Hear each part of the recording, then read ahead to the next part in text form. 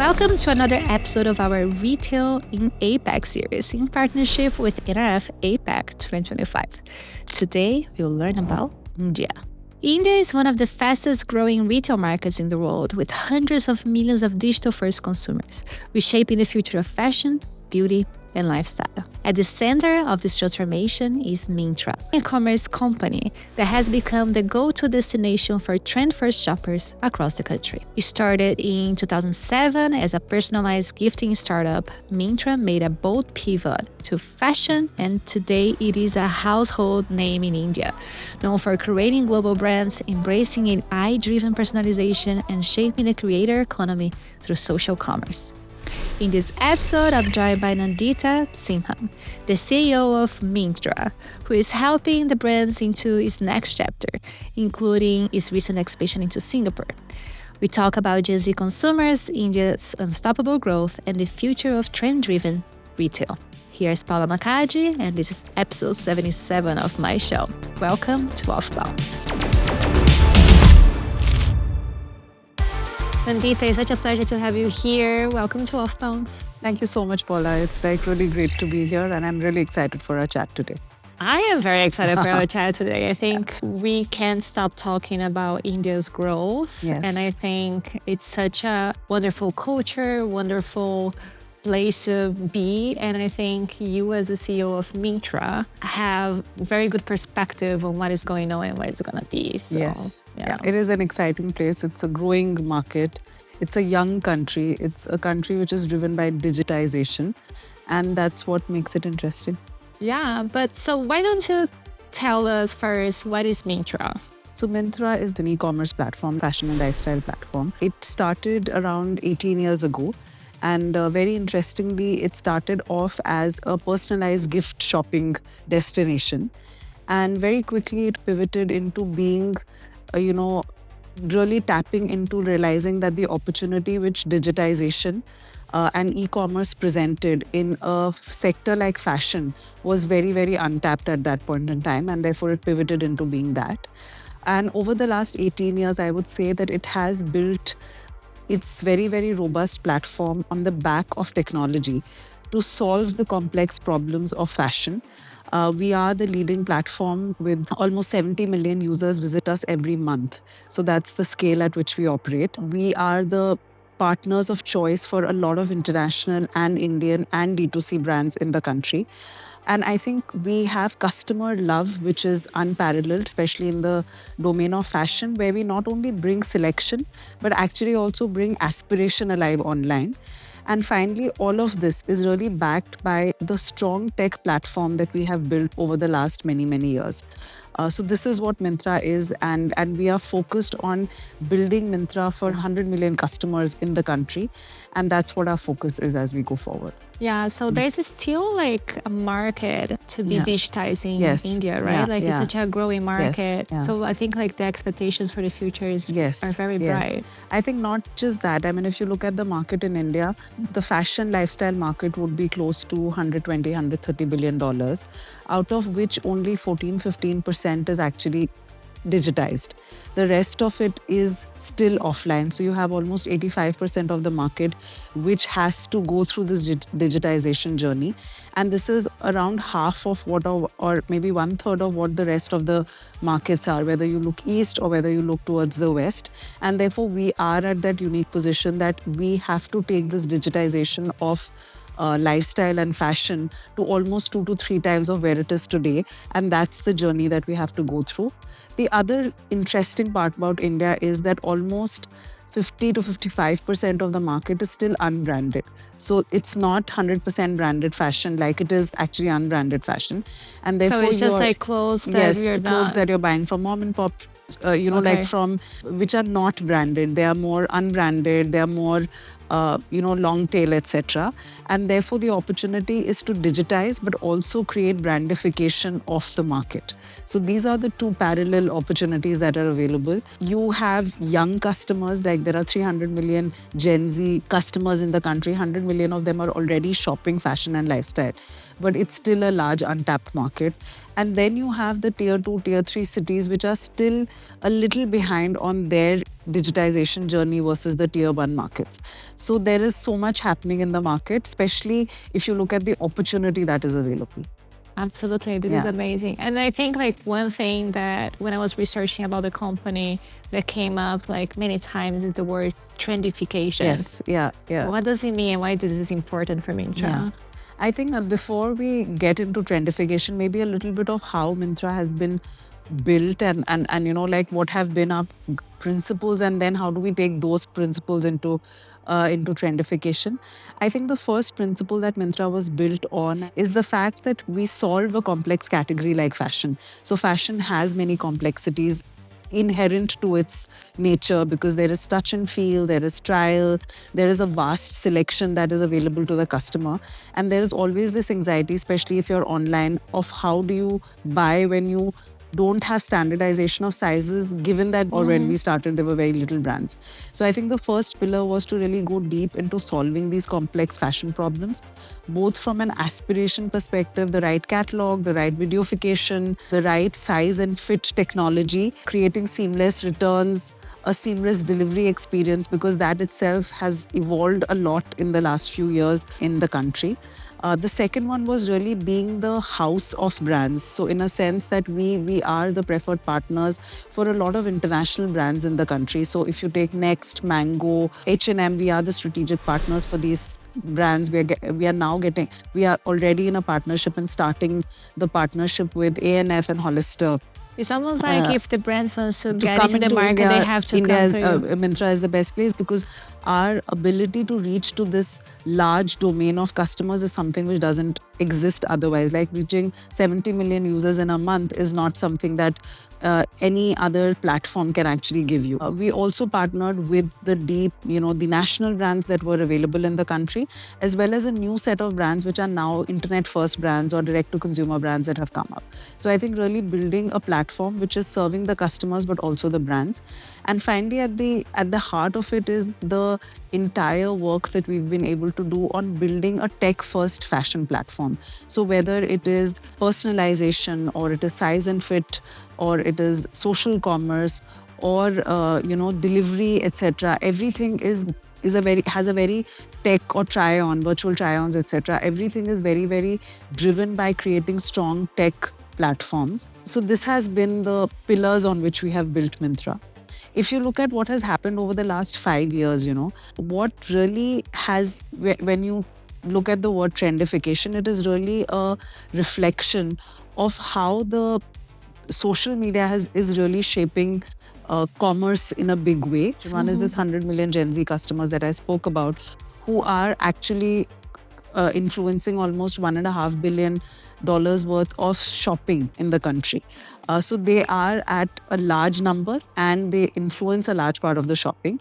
And then on the parallel side, you have 2 million plus creators today in the country who are also driving a large part of consumption through the influence that they create. But is this something new that has I been think like, last or it 5 has years. been? I think last 5 years in the country have been around how social media has grown. And social media is not just about, it's a video first country. So we have video as the primary, like it is in every other country. There are many varied platforms in the country. Of course, the big ones continue to be big, but there are very, very small creators, nano, micro influencers who are very regional in nature and very specific to different parts of the country.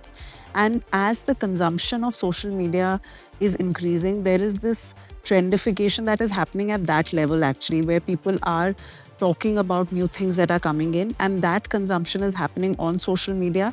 And finally, the Gen Z customers want that in their shopping also. So I think it is really a little bit about how trends are being created on social media, and then how are they being consumed by these young customers who want trend first wardrobes actually.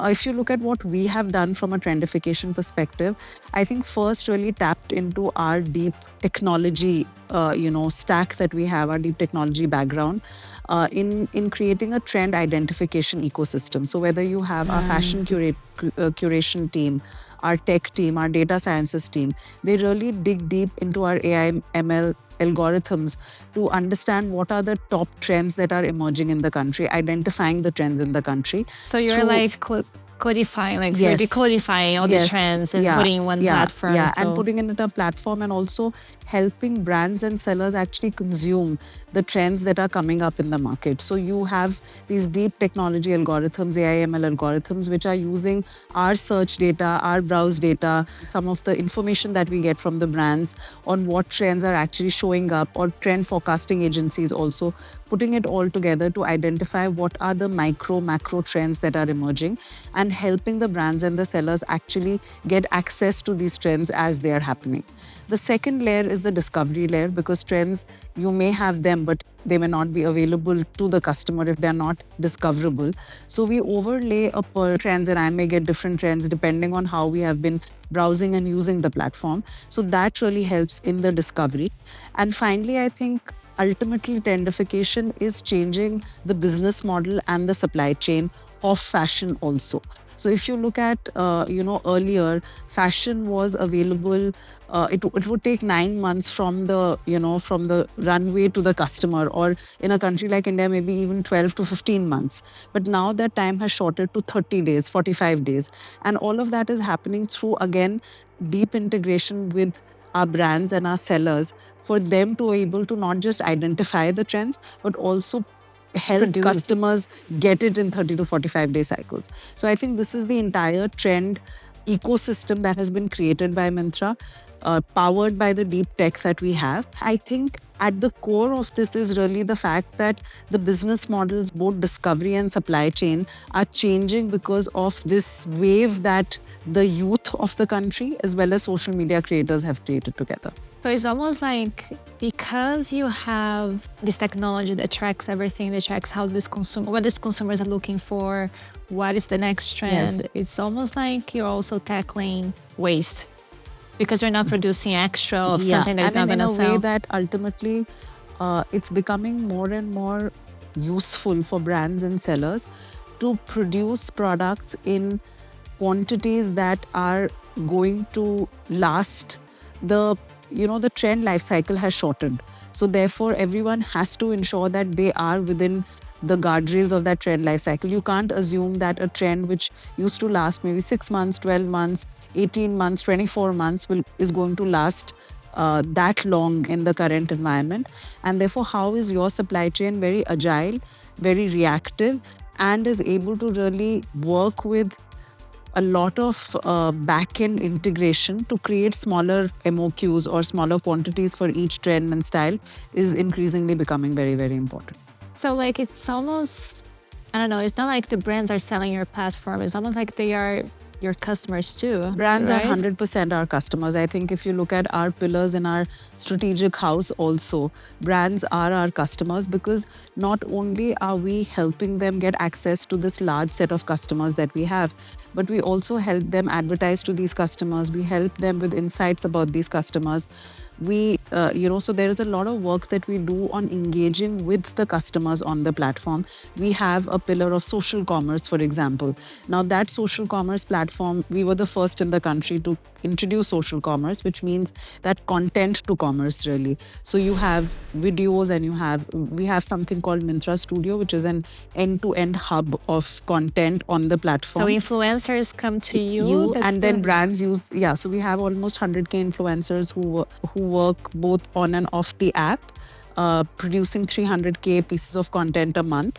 And brands collaborate with these influencers to create content for both the app on Myntra but off the app. So you give tools to the brands to engage with the customers.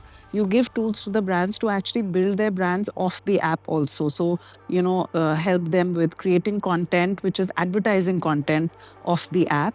And you also help them on the supply chain, because you're helping them really understand what are the trends, what is selling, what is not selling.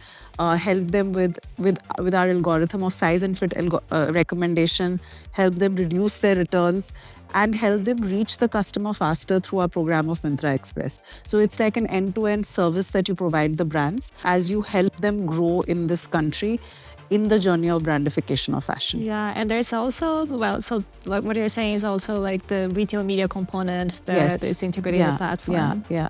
So I think, like I said, social media or social media influencers are a big, they are a big component. They are the third stakeholder really in the fashion if you were to take brands and customers, then there is a third stakeholder in terms of the social media influencer who is emerging today in the country. Like I said, almost 2.5, 2 million influencers are there in the country today. And I guess more are coming more too, are right? coming Yeah. up, and everyone is really, there are a lot of micro, macro influencers in the country. And it is touted to be $1 trillion economy in itself over the next few years.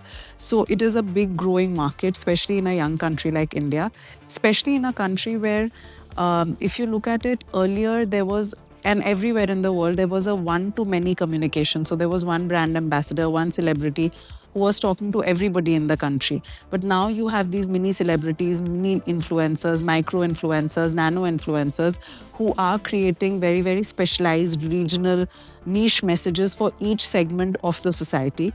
So this is where their popularity is increasing, because for the youth of the country, they really serve messages with a lot of relatability and authenticity, which is the two codes that Gen Z wants today. As this creator economy is growing, I think what is important to note is that it's not, we still don't have the tools which are very, very sophisticated probably to grow the creator economy in the country. So we don't have, I think, or it's still building up. So whether it's monetization tools for creators or monetization tools for brands or platforms like ourselves, or creators really how do they build content, how do they go through this journey of being from a micro to a mega influencer. I think all of those tools are still being built in the country. I think where Myntra plays a role for the influencers and for the customers is, like I said, I think 100K influencers posting both on and off app. And when we created Myntra Studio with Minis, which is our version of stackable 30-second content, we created it with the view of saying that the best place for a creator to monetize their content is actually on the app where shopping is happening. So if you look at some of the statistics that we have of consumers who are content first or who are browsing content while they are shopping, their conversions, their repeat rates, their browsing behavior, their cross-sell behavior, all of them increase because they see a relatable influencer wearing a product which otherwise may have been inaccessible to them. So I think that's where Myntra Studio, Myntra Minis comes into play.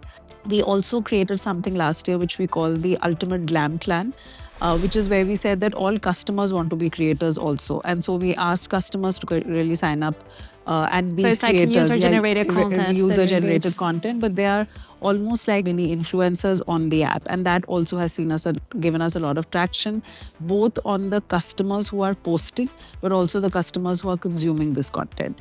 So I think that's where the social media or the influencer economy is growing, where you're using your platform to create influencers to help them monetize. And again, with personalization, serve content to each customer as per their needs. It's funny because when I was doing my research before interviewing you, I asked my friend, she went to college with me in the US and she lives in India. Oh, nice. And I was asking, like, how is e-commerce there? Like, how do you shop? And she was, Paula, I think India is more advanced than anywhere else I've been in the world. Like, I can get anything, like I can get even fashion in 30 minutes delivery. Yes, So yeah. for us, Amazon would be slow, Yes. So I guess like you also have a customer base that is very spoiled by the efficiency, right? Yeah.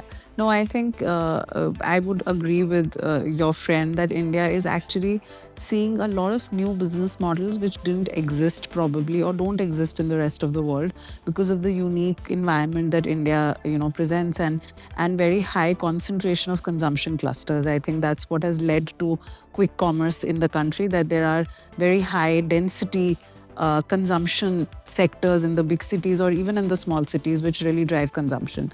So speed is becoming increasingly important for the customer, especially again post-pandemic. For them, e-commerce became a way of life, and therefore when it is a way of life, you don't want to wait for 3 days or 2 days, and you want it to be as fast as possible.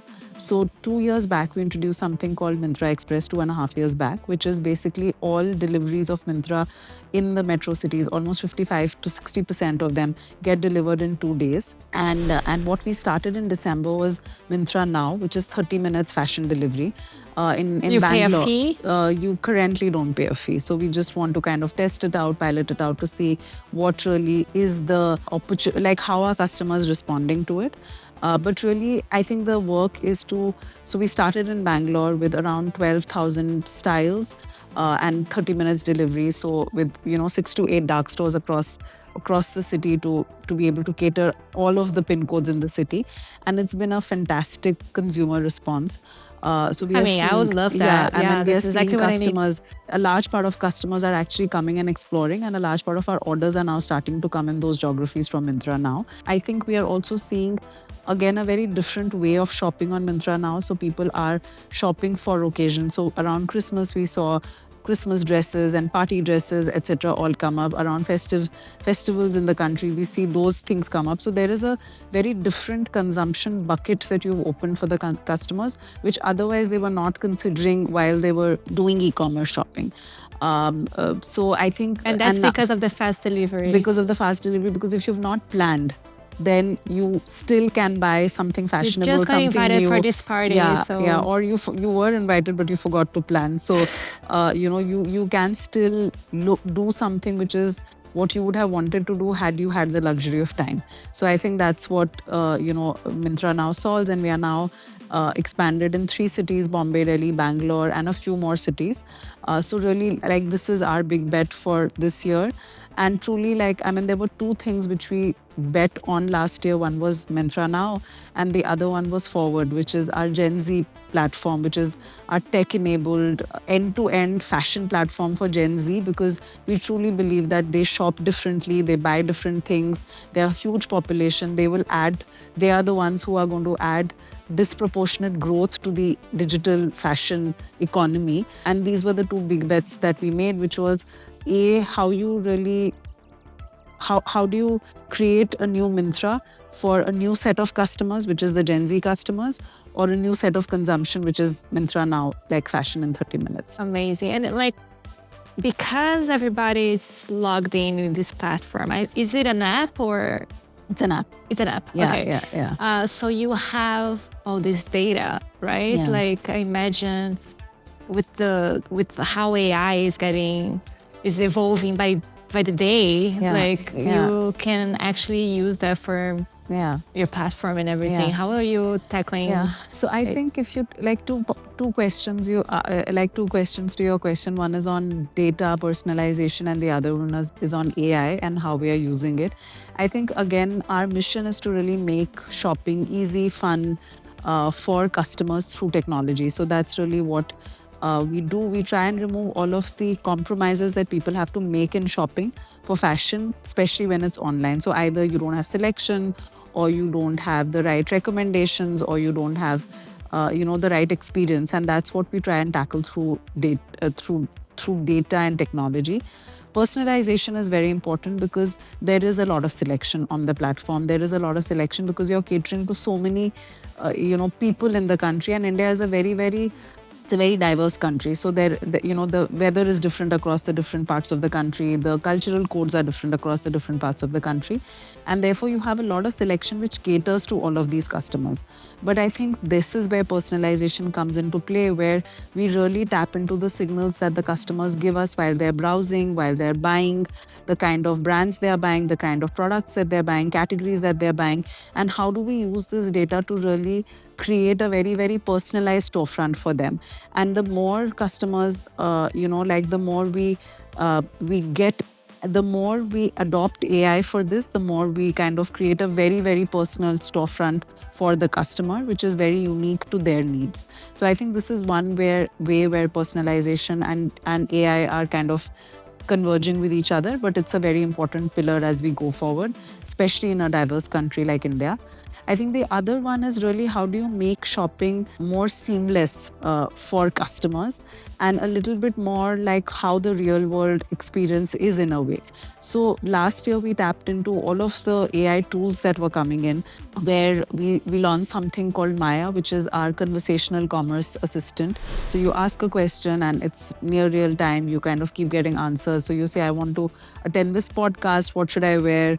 And then you say, Is that what you did? I keep doing stuff like that, but then it's in Singapore, so what should the weather be like? So it'll keep giving you answers.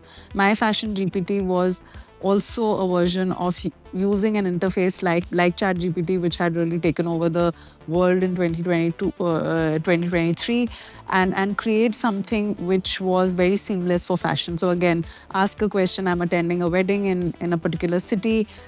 You'll get 4 outfits to choose from, and then you can buy. My Stylist is where we use AI for cross sell and recommendation. So I bought this jeans, what should be the pair of footwear that I wear with it, or the jacket that I wear with it.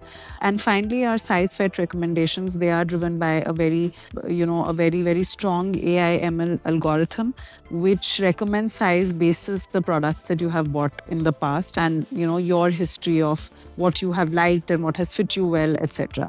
So I think technology is coming together to personalize in a very big way, but also to create experiences which help in shopping. So that's where we are using AI, that's where we are using personalization as we go forward.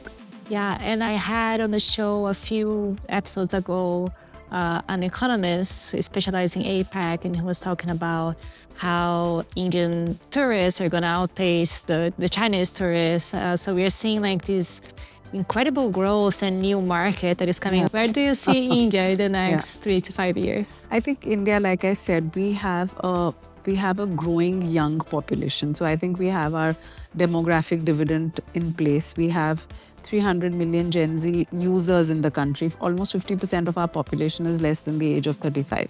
So that's one big pillar, which is where we see a lot of growth is going to come in, where we have all of this youth actually getting consumed in the workforce. They will start their professions. They will be, they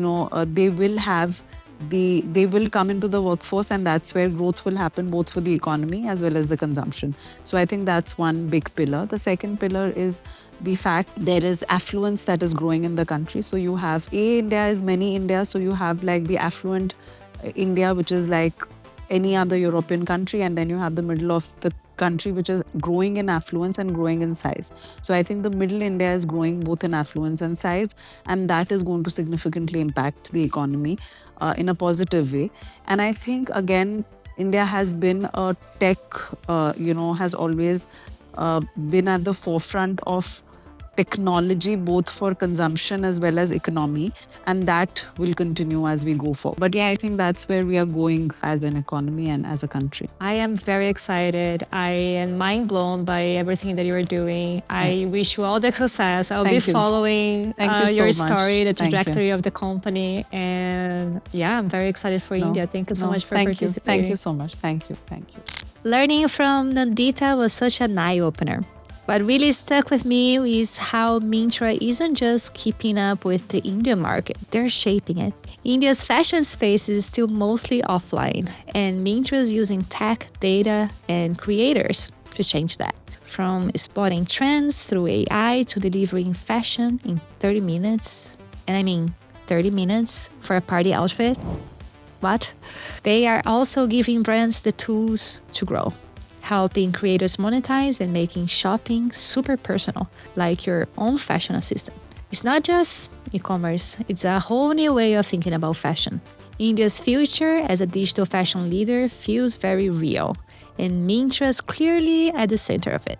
Next week, we will learn even more about quick commerce, and for that, we are going to China to learn about Ding Dong Fresh, its optimized supply chain, and its AI-managed stores with Xiaoming Yang. See you next Tuesday.